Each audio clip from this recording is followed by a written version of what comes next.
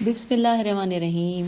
السلام علیکم سامعین، کاشان بصیرت کے اس خوبصورت چینل پر ہم کتاب اہل بیت علیہم السلام، مذہب اہل بیت علیہم السلام کو پڑھتے پڑھتے ماشاءاللہ سے ہم نے کتاب کو بہت سارا پڑھ بھی لیا ہے، اور اب ہم پہنچ گئے ہیں جو ہم نے لاسٹ آڈیو میں مکتوب نمبر 38 پر اختتام کیا تھا، کہ جس میں انہوں نے جو سین ہے انہوں نے اپنی بات کا اختتام کیا تھا۔ آخری اس میں انہوں نے کہا تھا کہ دعوی عائشہ کے مارز کوئی حد نہیں، کہ اور آپ نے اپنے مکتوب کے آخر میں یہ جو ارشاد فرمایا ہے کہ جناب عائشہ کا یہ دعویٰ کہ رسول صلی اللہ علیہ وآلہ وسلم نے میرے سینے پہ دم توڑا، یہ مارز ہے دوسری ایسی حدیثوں کے جن سے معلوم ہوتا ہے کہ رسول صلی اللہ علیہ وآلہ وسلم نے امیر المومنین کی آغوش میں رحلت فرمائی۔ تو اس کے متعلق کہنا یہ ہے کہ ہم ایک حدیث بھی بطریق اہل سنت ایسی نہیں پاتے جناب عائشہ کے جو جناب عائشہ کی حدیث سے معارض ہو۔ ہاں، اگر آپ کے علم میں کوئی ایسی حدیث ہو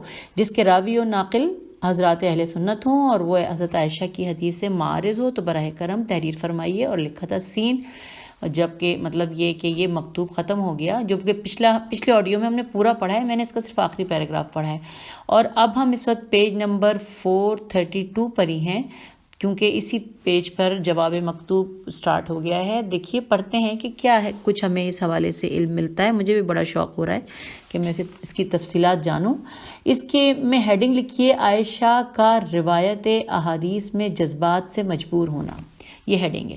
نیچے لکھا ہے، آپ نے پہلی بات کے جواب میں فرمایا ہے کہ جناب عائشہ کی سیرت سے یہ بات یقینی طور پر معلوم ہوتی ہے کہ وہ رسول صلی اللہ علیہ وآلہ وسلم کی حدیث بیان فرمانے میں اپنے طبعی میلان کی پرواہ نہیں کرتی تھیں اور اپنی ذاتی اغراض کا کوئی خیال نہیں فرماتی تھیں۔ پیج 453 کوئی نہیں فرماتی تھیں، اور اس کے بعد ہم پڑھے ہیں نہیں فرماتی تھیں، جی سوری، وہ پیج آگے پیچھے ہو جاتا ہے تو تھوڑا سا کہیں ٹائم لگ جاتا ہے، لیکن اتنا زیادہ بھی نہیں لگتا۔ میری کوشش تو ہوتی ہے کہ میں تسلسل جاری رکھوں۔ جی، خیال نہیں فرماتی تھی۔ میری درخواست ہے آپ سے کہ ذرا چند لمحوں کے لیے تقلید اور نون ہمبا داری سے الگ ہو کر پھر ایک نظر ان کی سیرت پر ڈالیں، ذرا چھان بین کیجئے کہ وہ جسے محبوب رکھتی تھی ان کے بارے میں ان کا کیا خیال تھا، اور جس سے انہیں عداوت تھی اس کے ساتھ ان کی کیا روش تھی، سوالیہ نشان۔ وہاں آپ کو ان کا طبعی میلان بہت واضح اور بہت روشن نظر آئے گا۔ جہاں جناب عثمان کے ساتھ قولاً و فعلاً ان کا جو طرز رہا، اچھا اس بات کو ہم نے حاشیے میں دیکھا ہے، وہاں لکھا ہے، ملاحظہ فرمائیے، شرح نہج البلاغہ ابن ابی الحدید معتزلی، جلد نمبر 3 صفحہ نمبر 77 بصفحہ نمبر 447 ہے یا 457 اور صفحہ نمبر 497 آپ کو پتہ چلے گا کہ جناب عائشہ کا یہ سلوک تھا کوسچن مارک حضرت عثمان اور امیر المومنین علیہ السلام اور جناب سیدہ کے ساتھ۔ جی، ہم نے یہ حاشیے میں پڑھ لیا۔ اب آئیے ہم دوبارہ سے صفحے کے اس پیراگراف کو پڑھتے ہیں۔ لکھا ہے، جناب عثمان کے ساتھ قولاً و فعلاً ان کا جو طرز رہا، اور حضرت علی علیہ السلام، جناب سیدہ علیہ السلام، حسنین علیہ السلام کے ساتھ در پردہ اور کھلم کھلا جو ان کا برتاؤ رہا، اور دیگر ازواج رسول صلی اللہ علیہ وآلہ وسلم امہات المومنین کے ساتھ جو سلوک رہا، بلکہ میں تو کہتا ہوں کہ رسول صلی اللہ علیہ وآلہ وسلم کے ساتھ جس طرح سے وہ پیش آیا کیں، اسے نہ بھولیے گا۔ وہاں آپ کو ان کا طبع میلان اور غرض عریاں طور پر نظر آئے گا۔ مثال کے طور پر آپ جناب ماریہ والے واقعے کو لے لیجئے، جب قریبی چال باز افراد نے جناب ماریہ اور ان کے فرزند جناب امیر کے متعلق تہمت تراشی کی، تو انہیں جناب عائشہ نے اپنے میلان طبیعت سے مجبور ہو کر اتہام الف ت ہ الف میم رکھنے والوں کی تائید کی۔ وہ تو کہیے کہ خداوند عالم جسے چاہتا ہے عزت دیتا ہے اور جسے چاہتا ہے ذلت میں ڈالتا ہے۔ جناب عائشہ کی کوششیں برابر نہ ہو سکیں، اور خداوند عالم نے جناب ماریہ اور ابراہیم دونوں کو بری قرار دیا۔ پیج 454 اور امیر المومنین علیہ السلام کے ذریعے دشمنوں کے مظالم سے محفوظ رکھا، اور کلام مجید میں خداوند عالم نے ان کافروں کی تردید کی ہے۔ یہاں پر حاشیے میں پڑھنا ہے۔ حاشیے میں لکھا ہے، اس المناک سرگزشت کی تفصیل دیکھنا ہو تو ملاحظہ فرمائیے مستدرک امام حاکم، جلد نمبر 4 صفحہ نمبر 29، بتلخیص مستدرک علامہ ذہبی۔ یہ ہم نے پڑھ لیا حاشیے میں۔ اب ہم پڑھتے ہیں صفحے پہ آگے لکھا ہے کہ اگر آپ مزید سننا چاہتے ہیں تو وہ واقعہ یاد کیجئے۔ جناب عائشہ نے رسول خدا صلی اللہ علیہ وآلہ وسلم سے کہا تھا کہ مجھے آپ کے منہ سے مغافیر کی میم غین الف فے یہ رے کی بو آتی ہے۔ اب اس معاملے میں لکھا ہے حاشیے میں کہ ملاحظہ فرمائیے صحیح بخاری کی روایت بسلسلہ تفسیر سورہ تحریم جلد نمبر 3 صفحہ نمبر 136 اسی محل پر متعدد حدیثیں عمر سے مروی ہیں جن میں ہے کہ وہ دو عورتیں جنہوں نے پیغمبر صلی اللہ علیہ وآلہ وسلم سے سرکشی کی وہ عائشہ اور حفصہ حیف سوادے تھیں۔ نیز اسی جگہ ایک اور طولانی حدیث ہے۔ ان تمام احادیث میں یہی مضمون ہے۔ یہ ہم نے حاشیے میں پڑھ لیا۔ آگے لکھا ہے صفحے پر کہ اس میں بھی آپ کا طبعی میلان اور ذاتی جذبہ کار فرما تھا۔ اس میں بھی غرض یہ تھی کہ حضرت صلی اللہ علیہ وآلہ وسلم جناب زینب کے پاس نہ جائیں، نہ شہد نوش فرمائیں، لہٰذا جب ایسی رقیق غرض جناب عائشہ کے لیے اس قسم کی باتیں جائز قرار دے سکتی ہیں تو امیر المومنین علیہ السلام کے وصی پیغمبر صلی اللہ علیہ وآلہ وسلم ہونے سے ان کا انکار کیوں کر بعید ہوگا؟ سوالیہ نشان۔ اور ان کے انکار پر آپ کیوں کر کان دھر سکتے ہیں؟ وہ واقعہ بھی یاد کیجئے کہ جب اسماء بنت نعمان دلہن بنا کر رسول اکرم صلی اللہ علیہ وآلہ وسلم کی خدمت میں پیش کی گئیں تو جناب عائشہ نے انہیں پٹی پڑھائی۔ اس بارے میں لکھا ہے حاشیے میں جیسا کہ اس حدیث میں ہے جو امام حاکم نے مستدرک جلد نمبر 3 صفحہ نمبر 37 میں بسلسلہ حالات اسماء لکھے ہیں۔ نیز ابن سعد نے طبقات جلد نمبر 2 صفحہ نمبر 104 میں اسماء کے حالات میں درج کیا ہے۔ یہ واقعہ بہت مشہور ہے۔ علامہ ابن عبدالبر نے استیعاب میں، ابن حجر العسقلانی نے اصابہ میں، نیز ابن جریر نے اس کی روایت کی ہے۔ تو یوں ہم نے یہ حاشیے میں پڑھ لیا۔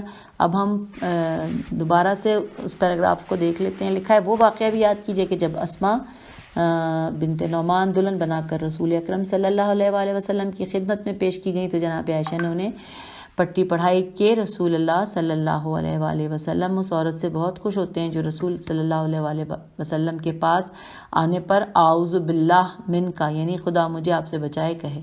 ہم 455 پہ آ گئے۔ یہ واقعہ طبعی میلان کا نتیجہ تھا اور اس سے جناب عائشہ کی غرض یہ تھی کہ رسول اکرم صلی اللہ علیہ وآلہ وسلم کو اس تازہ عروس سے متنفر کر دیں اور اس غریب کو آپ کی نظروں میں گرا دیں۔ جناب عائشہ اپنی غرض کی دھن میں اس قسم کی حدیثیں بخوبی جائز سمجھتی تھیں، چاہے وہ غرض دلیل و رقیق بلکہ حرام ہی کیوں نہ ہو۔ رسول اللہ صلی اللہ علیہ وآلہ وسلم نے ایک مرتبہ حضرت عائشہ سے ایک عورت کے متعلق کچھ باتیں دریافت کیں تو کہا جناب عائشہ نے اپنی غرض کے خیال سے رسول اللہ صلی اللہ علیہ وآلہ وسلم کو غلط سلط باتیں بتا دیں۔ حاشیے میں اس کے بارے میں لکھا ہے کہ ملاحظہ فرمائیے کنز العمال جلد نمبر 6 صفحہ نمبر 294، طبقات ابن سعد جلد نمبر 8 صفحہ نمبر 111۔ تو یہ ہم نے پڑھ لیا۔ پھر دوبارہ سے صفحے پہ جا رہے ہیں۔ خیال سے رسول صلی اللہ علیہ وآلہ وسلم کو غلط سلط باتیں بتا دیں، صحیح حالات کا علم ہی نہیں ہونے دیا۔ ایک مرتبہ اپنے باپ کے سامنے رسول صلی اللہ علیہ وآلہ وسلم سے جھگڑ پڑی۔ اس کا سبب بھی وہی میلان طبیعت، ذاتی جذبات و اغراض تھے اور رسول اکرم صلی اللہ علیہ وآلہ وسلم سے بولی کہ انصاف سے کام لیجئے۔ اب اس کے بارے میں حاشیے میں لکھا ہے کنز العمال جلد نمبر 7 صفحہ نمبر 116، احیاء العلوم امام غزالی جلد نمبر 2 صفحہ نمبر 35، کتاب آداب النکاح، نیز امام غزالی کی کتاب کاشف القلوب باب 94 صفحہ نمبر 238۔ تو یہ ہم نے پڑھ لیا۔ اب ہم دوبارہ سے اس پیراگراف کو دیکھتے ہیں کہ ایک مرتبہ اپنے باپ کے سامنے رسول سے جھگڑ پڑی۔ میں تھوڑا سا پہلے سے اس لیے پڑھتی ہوں سامعین تاکہ سلسلہ جاری رہے۔ جھگڑ پڑی، اس کا سبب بھی وہی میلان طبیعت، ذاتی جذبات اور اغراض تھے اور رسول اکرم صلی اللہ علیہ وآلہ وسلم سے بولی کہ انصاف سے کام لیجئے، جس پر جناب ابو بکر نے ایک تماچا ان کے اتنے زور سے مارا کہ ان کے کپڑوں تک خون بہہ کر آیا۔ ایک مرتبہ رسول اکرم صلی اللہ علیہ وآلہ وسلم سے بگڑ گئیں اور غصے سے بولی کہ آپ ہی ہیں جو دعویٰ کرتے ہیں کہ میں خدا کا نبی ہوں۔ اچھا، اس کے بارے میں نیچے لکھا ہے حاشیے میں کہ جیسا کہ علامہ غزالی نے مذکورہ بالا باتوں میں ذکر کیا ہے۔ اچھا جی، ہم نے پڑھ لیا۔ اب صفحے پہ لکھا ہے کہ اس جیسی بہت سی مثالیں آپ کو ملیں گی، اس مختصر سے مکتوب میں کہاں تک بیان کی جائیں، ہم نے جتنا ذکر کر دیا یہی ہمارے مطلب کو واضح کرنے کے لیے کافی ہے۔ پیج 456، اگلی ہیڈنگ ہے حسن و قباح کے عقلی ہونے کا ثبوت۔ تو یہ بھی جواب مکتوب میں ہی ہے، تو آئیے ہم پڑھتے ہیں کہ اس کے بارے میں کیا ہے۔ یہ ہیڈنگ تھی۔ لکھا ہے آپ نے دوسری بات جو جواب میں فرمایا ہے کہ اہل سنت حسن و قباح کے عقلی ہونے کے قائل نہیں، تو مجھے یقین نہیں آتا کہ آپ بھی ایسا محمل عقیدہ رکھتے ہوں گے، ایسی رقیق بات کے قائل ہوں گے۔ یہ تو بالکل 100 فسطائیوں جیسا عقیدہ ہے جو محسوس ہونے والے حقائق تک کے منکر ہیں۔ دیکھیے، بعض افعال تو وہ ہیں جن کی اچھائی اور خوبی کو ہم یقینی طور پر جانتے ہیں۔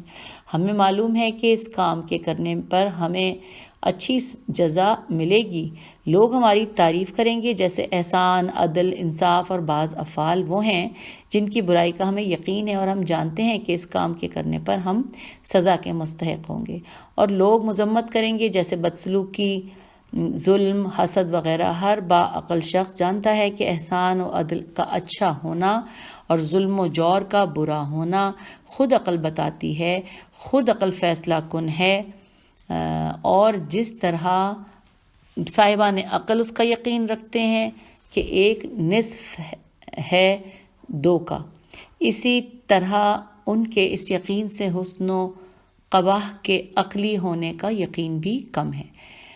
عقل ہمیشہ احسان کرنے والے اور ہمیشہ برائی کرنے والے کے فرق کو محسوس کرتی ہے، پہلے کو اچھا کہتی ہے اور دوسرے کو برا، محسن کو مستحق مدح و جزا و بد معاملے کو مستحق مذمت و قصاص قرار دیتی ہے۔ جو عقل کے اس فیصلے کو نہ مانے وہ ہٹی ہے۔ ہٹی کا مطلب میرے خیال ہے ضدی ہوگا، میرا خیال ہے۔ بہرحال پیج 457 پہ ہم آگئے ہیں۔ اور اگر حسن و قباح عقلی نہ ہو، شرعی مان لیے جائیں، شریعت ہی کو معیار قرار دے لیا جائے کہ شریعت جس کو حسن بتائے وہی حسن ہے، اور شریعت جس کو قبیح بتائے وہی قبیح ہے، عقل کو اس میں کوئی دخل نہیں، نہ عقل کا فیصلہ قابل اعتنا ہے۔ تو چاہیے تھا کہ وہ لوگ جو شریعت کو مانتے ہی نہیں، شریعت کے قائل ہی نہیں، وہ نہ کسی چیز کو حسن سمجھے نہ کسی چیز کو قبیح، جیسے لا مذہب دہریے حضرات جو مذہب کے دشمن ہیں، شریعت کے منکر ہیں۔ چاہیے تھا کہ ان کے نزدیک نہ کوئی چیز اچھی ہو نہ بری، مگر باوجود منکر دین و شریعت ہونے کے وہ بھی احسان و عدل کو اچھا ہی سمجھتے ہیں، اور اس کے کرنے والے کو مستحق مدح و ثنا اور لائق انعام و اکرام جانتے ہیں، اور اسی طرح ظلم و سرکشی کے قبیح ہونے میں بھی انہیں کوئی شک و شبہ نہیں، اور ظلم و سرکشی کرنے والے کو پاداش میں قصاص کا سزاوار قرار دیتے ہیں۔ ظاہر ہے کہ ان کا یہ فیصلہ حسن کو حسن سمجھنا، قبیح کو قبیح جاننا عقل ہی کی بنا پر ہے اور کسی چیز کی وجہ سے نہیں۔ لہٰذا آپ ان لوگوں کی باتوں پر تو توجہ ہی نہ کیجیے جو عقل کے مقابلے میں ہٹ دھرمی سے کام لیں، وجدان کو جھٹلائیں، اور جسے ہر صحیح الدماغ مانتا اور جانتا ہے اس سے انکار کریں، اور جس فطرت پر خدا نے انہیں پیدا کیا ہے اس فطرت کے فیصلے کے خلاف فیصلہ صادر کریں۔ خداوند عالم نے جس طرح حس و شعور کے ذریعے اشیاء کا معلوم کرنا بندوں کی فطرت میں داخل کیا ہے، اسی طرح اکثر حقائق کو عقل کے ذریعے جاننا بھی ضروری فطری قرار دیا ہے۔ لہٰذا خود ہماری فطرت مقتضی ہے کہ ہم عدل کی اچھائی کو، ظلم و جور کی برائی کو عقل سے جانیں، جس طرح ذائقے سے شہد کی مٹھاس اور ایلوے کا کڑوا پن جانتے ہیں، جیسے قوت شامہ کے نزدیک مشک کی خوشبو اور مردار کی بدبو سونگھتے ہیں۔ ہم پیج 458 پر آ گئے۔ ہاتھ میں چھو کر چکنا پن اور کھردرا پن معلوم کرتے ہیں، آنکھ سے دیکھ کر خوبصورت اور بدصورت میں فرق کرتے ہیں، کانوں سے سن کر گدھوں کی آواز اور بانسری کی آواز میں تمیز کرتے ہیں، اسی طرح عقل کے ذریعے نیکی، انصاف کی اچھائی، ظلم و ایذا رسانی کی برائی معلوم کرتے ہیں۔ یہ ہماری وہ فطرت و خلقت ہے جس پر خدا نے انسان کو پیدا کیا ہے. خدا کی خلق میں کسی قسم کی تبدیلی ممکن نہیں. اشاعرہ چاہتے تھے کہ شرع پر ایمان رکھنے اور اس کے حکم کو تسلیم کرنے میں ہم انتہا کو پہنچ جائیں، لہٰذا انہوں نے عقل کے فیصلے ہی سے انکار کر دیا اور کہنے لگے کہ بس جس بات کو شریعت کہے وہی قابل تسلیم، اور اگر شریعت نہ کہے تو ناقابل تسلیم. اس کو دوبارہ پڑھ لیتے ہیں. اشاعرہ چاہتے تھے کہ شرع پر ایمان رکھنے اور اس کے حکم کو تسلیم کرنے میں ہم انتہا کو پہنچ جائیں، لہٰذا انہوں نے عقل کے فیصلے ہی سے انکار کر دیا اور کہنے لگے کہ بس جس بات کو شریعت کہے وہی قابل تسلیم، اور اگر شریعت نہ کہے تو ناقابل تسلیم. اور دنیا بھر میں جو عقلی قاعدہ جاری و ساری ہے، بلکہ جس بات کو عقل کہے گی اس بات کو شرع بھی کہے گی، اسے فراموش کر بیٹھے اور اس کا خیال ہی نہ رہا کہ اس رائے کو اختیار کر کے خود اپنے کو الجھن میں مبتلا کیا. کیونکہ اگر یہ مان لیا جائے کہ بس چیز کو مذہب اچھا کہے، کہ جس چیز کو مذہب اچھا کہے وہی اچھا ہے اور جسے مذہب برا کہے وہی برا ہے، تو پھر مذہب کی پابندی اور شریعت کے احکام پر عمل کرنے کا وجوب کیوں کر ثابت ہوگا؟ کوئی پوچھے کہ مذہب کو ماننا اور مذہب کے احکام پر عمل کرنا کیوں اچھا ہے، سوالیہ نشان، اور نہ ماننا اور نہ عمل کرنا کیوں برا ہے، سوالیہ نشان. اس کے جواب میں اگر آپ کہیں کہ مذہب اچھا کہتا ہے اور مذہب برا بتاتا ہے تو یہ کھلا ہوا دور و تسلسل ہے. حقیقت یہ ہے کہ اگر عقل مجبور بنانے والی اور سر تسلیم خم کرا دینے والی نہ ہوتی تو منقولات کے ذریعے استدلال دعویٰ بلا دلیل ہی ہوتا، بلکہ اگر عقل نہ ہوتی تو نہ کوئی خدا کی عبادت کرنے والا ہوتا، نہ اس کے تمام مخلوقات میں کوئی اس کی معرفت حاصل کر پاتا. تفصیلی بحث ہمارے علماء کی تصنیفات میں آپ کو نظر آئے گی جو انہوں نے اس موضوع پر تحریر فرمائے ہیں، پیج نمبر 459. اب یہاں پر ہیڈنگ ہے کہ صحیح حدیثیں مخالف ہیں دعوی عائشہ کے. اس ہیڈنگ کے بارے میں پڑھتے ہیں. اور جناب عائشہ کا یہ دعویٰ کہ رسول صلی اللہ علیہ وآلہ وسلم نے اس حالت میں انتقال کیا کہ جب وہ میرے سینے پر تھے، یہ معارض ہے ان صحیح و متواتر احادیث کے جو ائمہ طاہرین علیہ السلام سے مروی ہیں.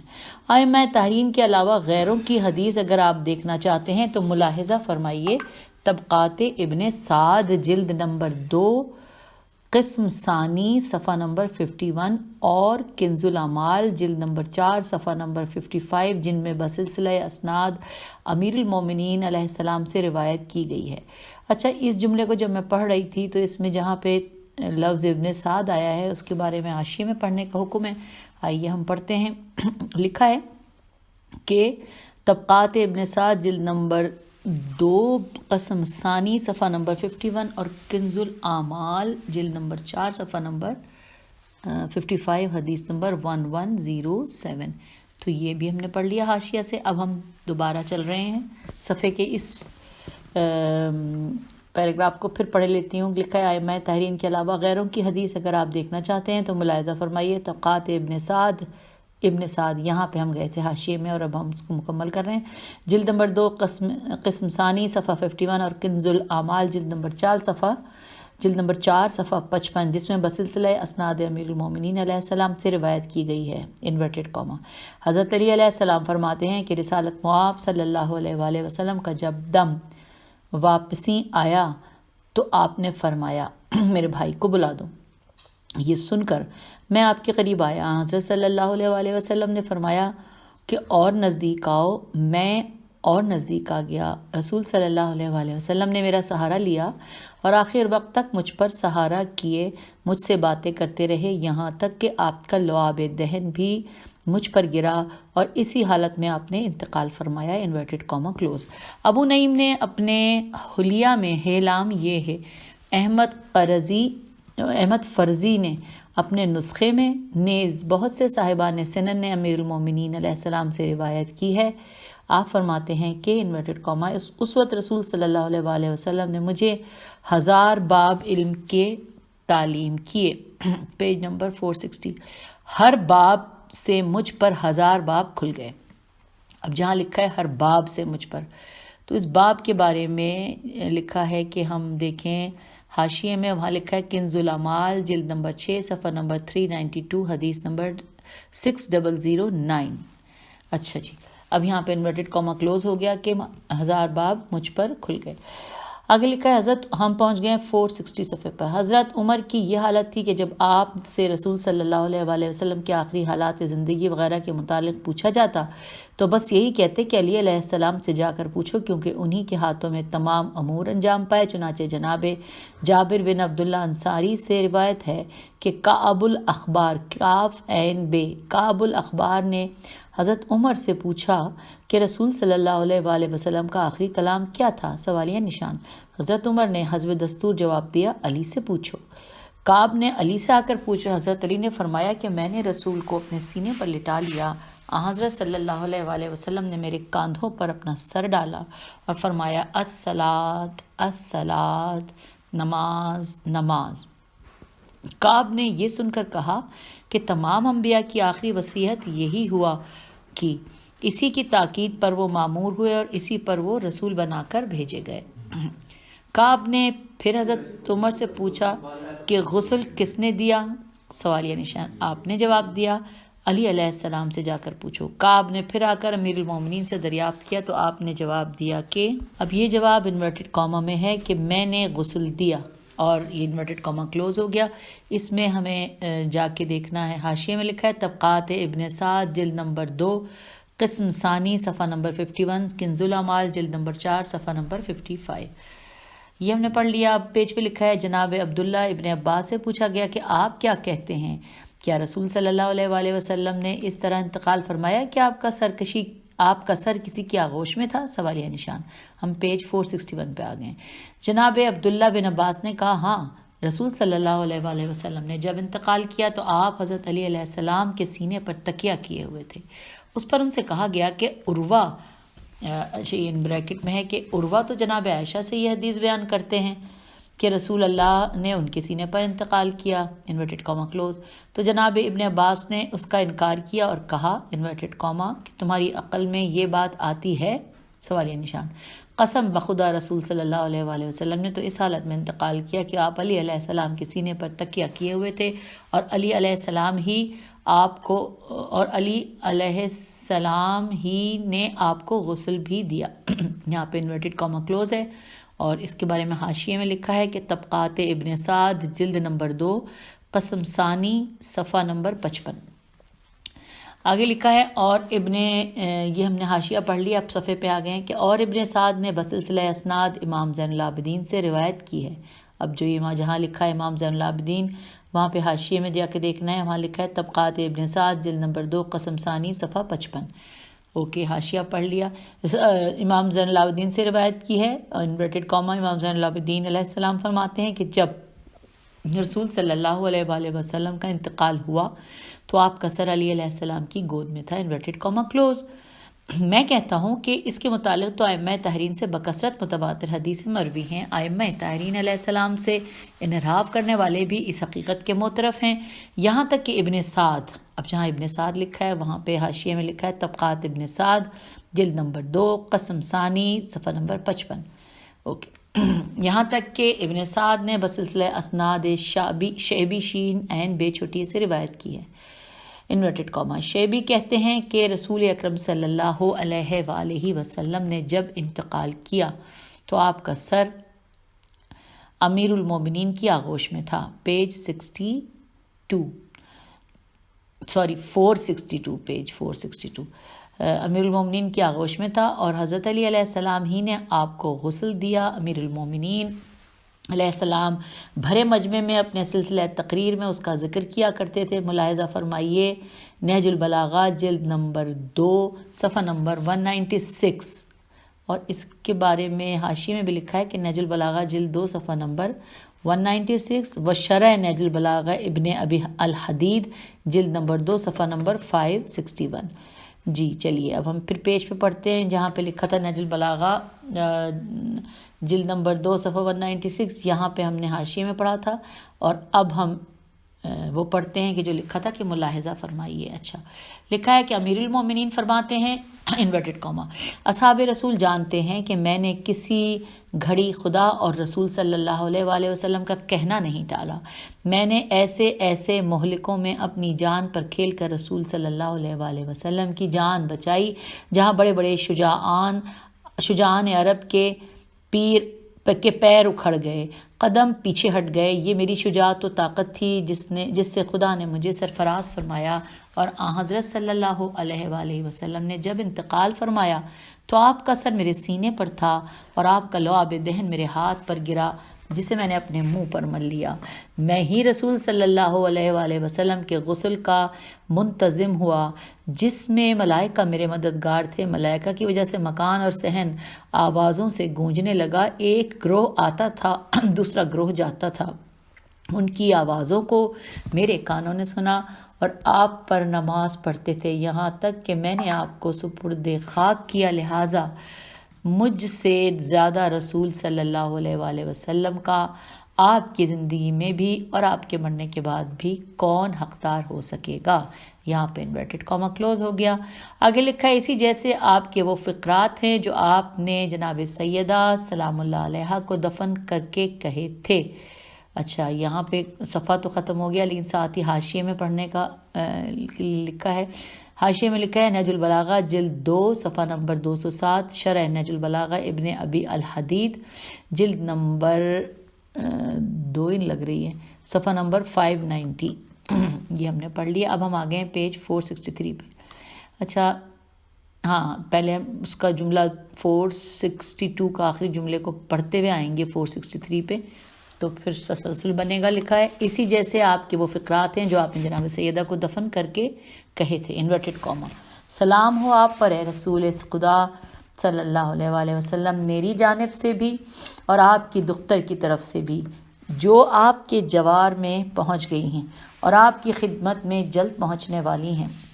یا رسول اللہ آپ کی اس پاکیزہ دختر کی جدائی پر دامن صبر ہاتھوں سے چھوٹا جا رہا ہے اور میرا صبر و ضبط جواب دیے جا رہا ہے. ہاں آپ کی گراں تر جدائی اور آپ کی موت سے ہم پر سخت ترین مصیبت پڑی ہے. اس کو سوچتے ہوئے اس تازہ مصیبت پر صبر آتا ہے. انورٹڈ کاما میں بریکٹ میں لکھا ہے جب میں نے آپ کو اپنے ہاتھوں سے آغوش لحد میں لٹایا اور میرے سر و سینے پر آپ نے دم توڑا. اب پھر بریکٹ میں لکھا ہے کہ تو اتنی بڑی مصیبت جھیلنے کے بعد اب جو بھی مصیبت مجھ پر پڑے وہ سبک ہے. اور یہاں پہ وہ بریکٹ بند ہو گیا. پھر آگے لکھا ہے انا للہ و انا الیہ راجعون. اور جناب ام سلمہ سے یہ حدیث مروی ہے. آپ فرماتی ہیں کہ انورٹڈ کاما قسم بخدا علی علیہ السلام رسول خدا صلی اللہ علیہ وآلہ وسلم کی خدمت میں سب سے زیادہ آخر وقت تک باریاب رہے. جس دن آپ کی رحلت ہوئی اس دن ہم لوگ آپ کی عیادت میں مصروف تھے اور آپ فرما رہے تھے علی آئے سوالیہ نشان. جناب سیدہ بولی بابا جان معلوم ہوتا ہے کہ آپ نے انہیں کسی ضروری کام سے بھیجا ہے. جناب ام سلمہ کہتی ہیں کہ تھوڑی دیر بعد حضرت علی آئے. ہم لوگوں کو خیال ہوا کہ شاید رسول اکرم صلی اللہ علیہ وآلہ وسلم تنہائی میں کچھ باتیں کرنا چاہتے ہیں. ہم سب وہاں سے اٹھ کر دروازے پر آ بیٹھے. میں دروازے سے بہت قریب تھی کہ میں نے دیکھا کہ رسول اکرم صلی اللہ علیہ وآلہ وسلم حضرت علی علیہ السلام پر جھک پڑے اور باتیں کرنا شروع کیں اور باتیں کرتے ہی کرتے آپ نے انتقال فرمایا. لہٰذا علی علیہ السلام سب سے آخر تک پیغمبر صلی اللہ علیہ وآلہ وسلم کی خدمت میں باریاب رہنے والے تھے. اور اس کے بارے میں حاشیے میں لکھا ہے کہ اس حدیث کو امام حاکم مستدرک جلد نمبر 3 صفحہ نمبر 139 پر روایت کر کے لکھتے ہیں کہ یہ حدیث صحیح الاسناد ہے مگر بخاری و مسلم نے درج نہیں کیا. میں کہتا ہوں کہ اس حدیث کی صحت کا علامہ ذہبی نے بھی اعتراف کیا ہے. چنانچہ انہوں نے تلخیص مستدرک میں بھی اس حدیث کو لکھا ہے. ابن ابی شیبہ نے بھی سنن میں اس کی روایت کی ہے. کنز الاعمال جلد نمبر 6 صفحہ نمبر 46 پر بھی موجود ہے. ملاحظہ ہو حدیث نمبر 6096. تو یوں ہم نے یہ پڑھ لیا کہ یہاں پر حاشیے میں کیا لکھا ہے. اور پھر اس کے بعد لکھا ہے کہ پیج پر ہے کہ اور جناب عبداللہ بن عمر سے مروی ہے. اب جہاں لکھا ہے بن عمر اس کے بارے میں بھی حاشیہ ہے, یہ ہمیں پڑھنا ہے. لکھا ہے کہ جیسا کہ اس حدیث میں ہے کہ جو ابو یعلا، یہ عین لام چھوٹی ہے اس پہ کھڑا زبر، نے کامل بن طلحہ سے، انہوں نے جی ہی بن عبد منافری سے، انہوں نے عبد الرحمن حبلی سے، انہوں نے عبداللہ بن عمرو سے مرفوعاً روایت کی ہے۔ نیز ابو نعیم نے اپنے حلیہ میں اور ابو احمد فرزی نے اپنے نسخے میں روایت کی ہے، جیسا کہ کنز العمال جلد نمبر 2 صفحہ نمبر 392 ہے، شاید یا 393 پر مذکور ہے۔ اور طبرانی نے معجم میم عین جیم میم کبیر میں روایت کی ہے کہ غزوہ طائف میں رسول اکرم صلی اللہ علیہ وآلہ وسلم کھڑے ہوئے اور کچھ دیر کے لیے حضرت علی علیہ السلام سے چپکے باتیں کرتے رہے، اس کے بعد تشریف لے گئے۔ اس پر حضرت ابو بکر نے رسول اکرم صلی اللہ علیہ وآلہ وسلم سے کہا کہ آج تو آپ علی علیہ السلام سے بہت طولانی سرگوشی کرتے رہے۔ پیغمبر صلی اللہ علیہ وآلہ وسلم نے فرمایا کہ میں نے سرگوشی نہیں کی بلکہ خداوند عالم نے ان کی ہے۔ کنز الاعمال میں بھی یہ حدیث موجود ہے، ملاحظہ ہو جلد نمبر 6 صفحہ نمبر 399 حدیث نمبر 6075۔ حضرت سرور کائنات عموماً تنہائی میں حضرت علی علیہ السلام سے باتیں کیا کرتے تھے۔ ایک دن پیغمبر اور امیر المومنین تنہا بیٹھے باتیں کر رہے تھے کہ عائشہ آ پہنچی اور حضرت علی علیہ السلام سے کہنے لگیں کہ اے علی، 9 دنوں سے مجھے ایک دن ملتا ہے۔ پیغمبر صلی اللہ علیہ وسلم کی بریکٹ میں لکھا ہے کہ پیغمبر صلی اللہ علیہ وآلہ وسلم کی 9 بیویاں تھیں، اس لحاظ سے 9 دن میں ایک دن پیغمبر حضرت عائشہ کے یہاں آرام فرماتے تھے، بریکٹ کلوز۔ تو کیا تم مجھے میرے دن میں بھی چین سے نہ رہنے دو گے؟ یہ سن کر سرور کائنات کا چہرہ غصے سے سرخ ہو گیا۔ ملاحظہ ہو شرح نہج البلاغہ حمیدی جلد نمبر 2 صفحہ نمبر 78۔ تو یوں ہم نے یہ حاشیہ پڑھ لیا اور ہم اس کے بعد اپنی اس آڈیو کو یہاں پر نہیں تھوڑا سا اور پڑھ لیتے ہیں۔ یہاں پہ لکھا تھا، ہاں یہ تو ہم نے پڑھ لیا نا، آخر تک پیغمبر کی خدمت میں باریاب رہنے والے تھے، اور اس کو ہم نے ابھی حاشیے میں پڑھ لیا۔ اس کے بعد ذرا اور پڑھ لیتے ہیں، بس اس آڈیو کو اجازت چاہیں گے۔ لکھا ہے کہ اور جناب عبداللہ بن عمر سے مروی ہے کہ رسالت مآب نے جب آپ، اب یہ جہاں لکھا ہے عبداللہ بن عمر، اس کے بارے میں بھی ہم نے حاشیے میں پڑھنا تھا، کہ جو کہ حاشیے میں میں دیکھ رہی ہوں کہ مجھے نظر آ جائے تو بڑی اچھی بات ہے۔ اس میں تو نہیں نظر آ رہا مجھے حاشیہ، ٹھہریے میں ذرا سا دیکھ رہی ہوں کہ اس میں وہ کہاں ہے۔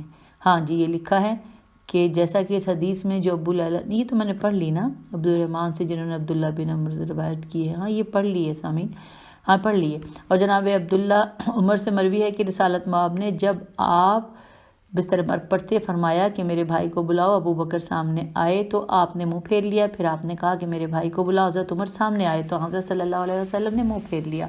کوئی بڑھ کر حضرت علی کو بلا لایا۔